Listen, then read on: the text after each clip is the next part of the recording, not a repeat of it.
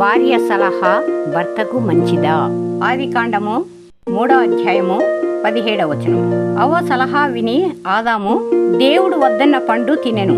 కోపించిన దేవుడు, నీ భార్య మాట విని నా ఆజ్ఞను అతిక్రమించితివి అనెను. అవ్వ సలహా వలన నేలయు వారిద్దరును శపింపబడిరి. ఇక్కడ అవ్వ సలహా శాపమునకు కారణమాయను. ఎస్తేర్ గ్రంథము 5వ అధ్యాయము 14వ వచనం. హామాను భార్య అయిన జెరెషు మొర్దెకైను చంపుటకు ఉరికొయ్యను సిద్ధం చేయమని భర్తకు సలహా ఇచ్చెను. భర్త హామానుకు ఈ సలహా బాగా నచ్చెను. భార్య సలహాను పాటించెను. దేవుని నిర్ణయం వేరుగా ఉండెను కాబట్టి అదే కొయ్యకు హామాను ఉరి తీయబడెను.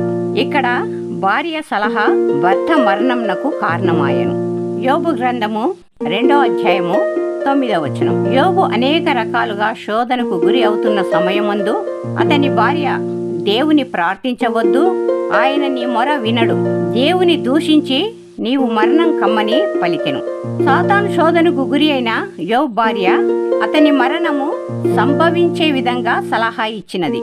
దానియేలు గ్రంథము 5వ అధ్యాయము 10 నుంచి 12 వచనములు. రాజైన బెల్షాసర్ గోడ మీద దేవుని వ్రాత చూసి భయపడగా, ఈ సంగతి తెలుసుకున్న రాజు భార్య ఆయన విందు గృహంనకు వచ్చి, రాజు చిరకాలము జీవించురుగాక అని పలికెను.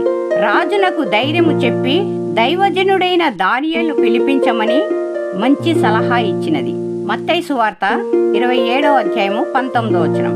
పిలాతు న్యాయపీఠం మీద కూర్చొని తీర్పు ఇచ్చే సమయమందు అతని భార్య ఒక సందేశం పంపెను.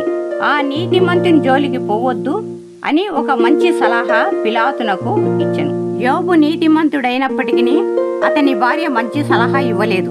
బెల్షాసర్, పిలాతు దేవునికి వ్యతిరేకంగా పనులు చేసినప్పటికీ వారి భార్యలు భర్త క్షేమం కోరి మంచి సలహాలు ఇచ్చిరి. సామెతలు 14వ అధ్యాయము 1వ వచనం. జ్ఞానవంతురాలు తన ఇల్లు కట్టుకొనును, మూఢురాలు తన చేతులతో తన ఇండ్లును ఊడబెరుకును. మనము మూర్ఖంగా ఉండక దేవుని యందు భయభక్తులు కలిగి భర్త క్షేమము, కుటుంబ క్షేమము కోరుకునే జ్ఞానము పరిశుద్ధాత్మ దేవుడు మనకు అనుగ్రహించునుగాక. ఆమెన్.